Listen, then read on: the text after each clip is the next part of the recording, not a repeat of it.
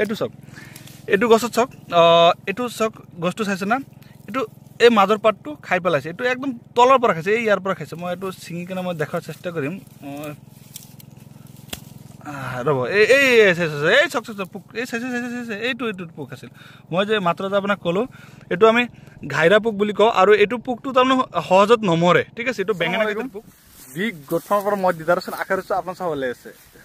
আপোনালোকে চাগে ভাবি আছে দিদাৰ ভাই আজি কাপোৰ চাপোৰ খুলি একদম গুঞ্জি পিন্ধি আজি ভিডিঅ' বনাই আছে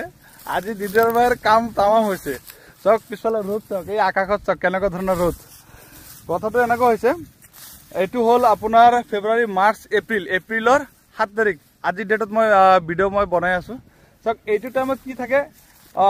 ঢেৰ বৰষুণ থাকে বহুত বৰষুণ থাকে আৰু বৰষুণ হোৱাৰ ফলত কি হয় আমাৰ খেতিত কোনো ধৰণৰ পানী চানী দিব নালাগে আৰু মাটিটো জেকা হৈ থাকে আৰু গছবিলাকৰ গ্ৰোথ ভাল হয় কিন্তু মই আজি একমাহ ধৰি মই চাই আছোঁ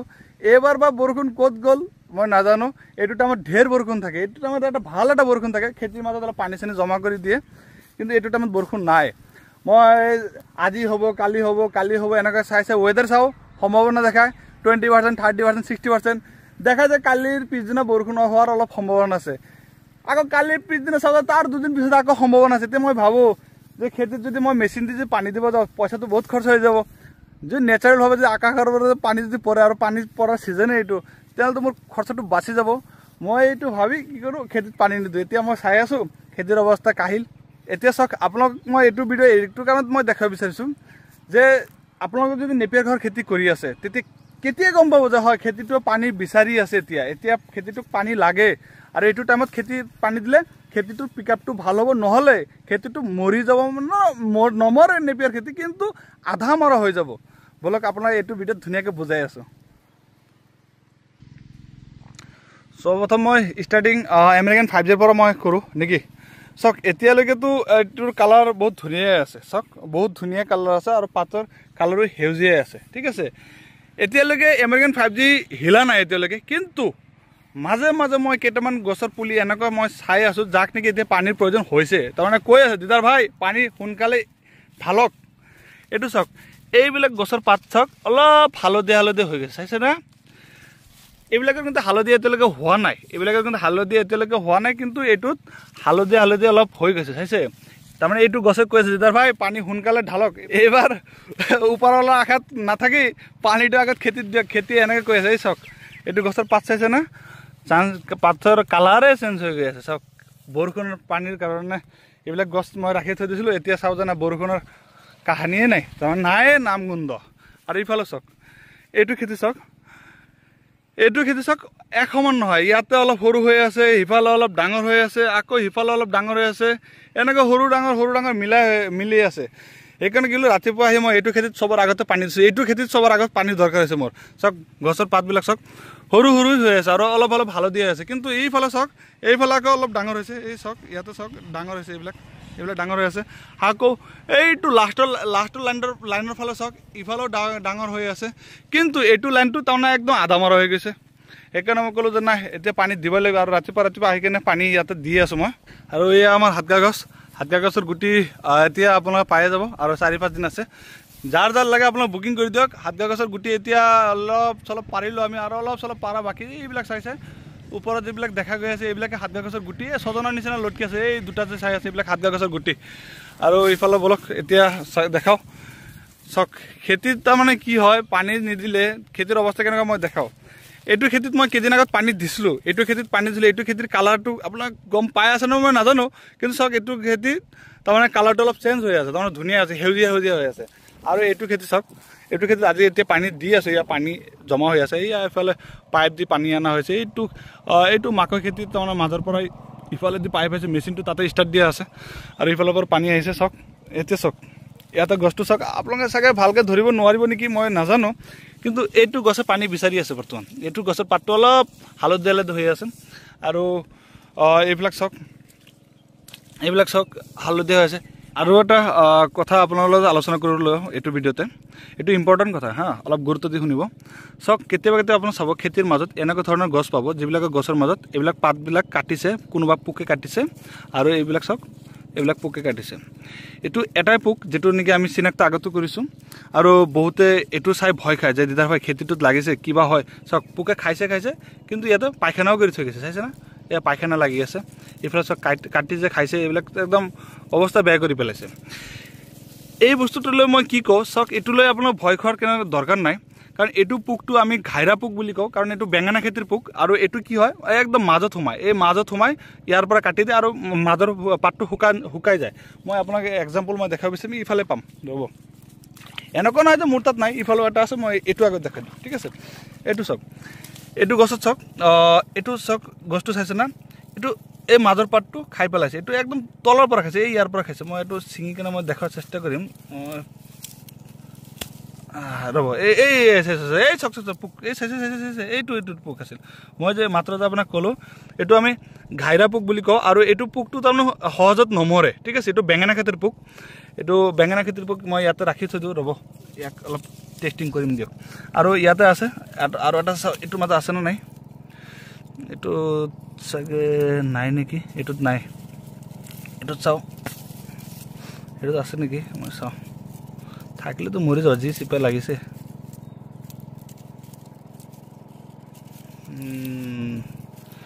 এইটো নাই তাৰমানে এই তিনটা গছ ই খাইছে চক এইটো পোক প্ৰায় নেপিয়াৰ খেতিত দেখা দিয়ে তাৰ কাৰণে বহুতে ভয় খায় যে খেতিটো তাৰমানে মোৰ বৰবাদ হৈ যাব নেকি নষ্ট হৈ যাব নেকি চক এইটো ক'ত গ'ল পোক আছে চক এইটো ভয় খোৱাৰ একো নাই কাৰণ চক নেপিয়াৰ গছটো তাৰমানে এনেকুৱা এটা বস্তু তাক ই কিমান খাব আৰু ই ইমান বাঢ়িব ঠিক আছে তথাপিও যদি আপোনালোকে ভাবে যে নাই দিদাৰ ভাই তাৰমানে খেতিটো অলপ মাজে এনেকুৱা আপোনাৰ নিচিনা মৰা দেখা গৈ আছে আমাৰ ইয়াতকৈ অলপ বেছি আছে ঠিক আছে মইতো এইটো কাৰণে কোনো ধৰণৰ মেডিচিন মই স্প্ৰে নকৰোৱে একদম আজিলৈকে কৰা নাই মই নকৰোৱে ঠিক আছে কিন্তু আপোনালোকে যদি ভাবে যে নাই আমি কৰিম তেনেহ'লে আপোনালোকে ফাৰ্টিলাইজাৰৰ দোকানত যাব আৰু মোৰ যেটো পোক মই দেখালো এইখিনি ভিডিঅ' ক্লিপটো আপোনালোকে ধুনীয়াকৈ সাৰৰ দোকানত দেখাই দিব যেটো তাৰমানে মেডিচিন বিক্ৰী কৰে এওঁলোকক দেখাই দিয়াৰ পিছত এওঁলোকে আপোনাক এটা ভাল এটা মেডিচিন দিব এইটো আমি ঘাইৰা পোক বুলি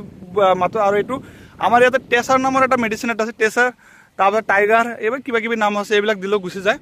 কিন্তু তথাপি ভয় খোৱাৰ দৰকাৰ নাই যদি ভাবে যে আমাৰ খেতিত অলপ বেছি লাগিছে তেনেহ'লে আপুনি দি দিব পাৰে আৰু চাওক খেতিৰ বৰ্তমান অৱস্থা চাওক আজি পানীটো দিলোঁ এইফালে চাওক গছবিলাক কিমান সেউজীয়া হৈ আছে আৰু এইফালে চাওক গছবিলাক বহুত সৰু আছে এই আগফালে গছবিলাক বহুত সৰু হৈ আছে তেনেহ'লে আপোনালোকে এটা কাম কৰিব পাৰে চাওক মই মেডিচিনৰ কথা ক'ম আৰু এটা নেচাৰেলভাৱে এটা উপায় আছে মই সেইটোৰ কথা ক'ম চাওক পোনপ্ৰথমতে আপোনালোকে গছবিলাক চিনাক্ত কৰিব কোনটো গছৰ তাৰমানে ডালৰ মাজত এনেকুৱা পোক লাগিছে সেইটো আপুনি কৰিব একদম তলৰ পৰা আপুনি এইটো তাৰমানে ছিঙি পেলাব বা দা দি বা কটাৰ দি কাটি পেলাব এই চাওক এইটোৰ তলতে লাগিছে মই আপোনাক দেখাওঁ এই ইয়াতে পোক আছে মই এক ওলাই কেনে মই দেখাই দিম ৰ'ব ওলা এই চাওক এই ইয়াতে পোক এটা আছে চাইছে এইবিলাক পোক তাৰমানে ডালটো থাকে আৰু সেইটো ডাল আপুনি চিনাক্ত কৰি সেই ডালটো আপুনি ছিঙি পেলাব ঠিক আছে ছিঙি পেলাব আৰু পেলোৱাৰ পিছত এইটো পোক থাকিলেও মৰি যাব বাহিৰত ওলাই যাব আৰু বা আপুনি হাতত পালে এইটো কেনেকৈ মাৰিব এইটো আপোনাৰ কথা ঠিক আছে আপুনি সেইবিলাক ডাল চিনাক্ত কৰি চব আগত ছিঙাৰ পিছত আপোনালোকে যাব মেডিচিনৰ দোকানত যাই আপোনালোকে সৰ্বপ্ৰথম ক'ব যে মোক ডিচিজ 100 নামৰ এটা মেডিচিন এটা দিয়ক ডিচিজ 100 বুলি ক'লে দোকানদাৰে গম পাই যাব আপুনি কিহৰ কাৰণে বিচাৰিছে কাৰণ এইটো পোক যিটো আপোনাক দেখালোঁ এইমাত্ৰ এইটো পোক একমাত্ৰ বেঙেনা খেতিত থাকে আৰু বেঙেনা খেতিতহে এইটো পোক বেছি লাগে ঠিক আছে যে এইটো আমি আমাৰ ঘৰুৱা ভাষাত আমি ঘাইৰা পোকা বুলি কওঁ আৰু এইটো সোনকালে নমৰে সেইকাৰণে আমি তাৰ নামে ৰাখিছোঁ ঘাইৰা যিবিলাক মানুহক কথা ক'লে নুবুজে আমি সেইটো মানুহক আমি ঘাইৰা মানুহ বুলি মাতি দিওঁ এই বহুত ঘাইৰা মানুহ দেই এই কথাবিলাক তাৰমানে নুশুনে এই তেনেকুৱা এইটো পোক চাওক ভিডিঅ'টো ডাঙৰ হৈ আছে তথাপিও মই লাষ্ট এটা পইণ্ট মই কৈ দিওঁ চাওক আজি যদি ডিচিজ 100 মাৰিলে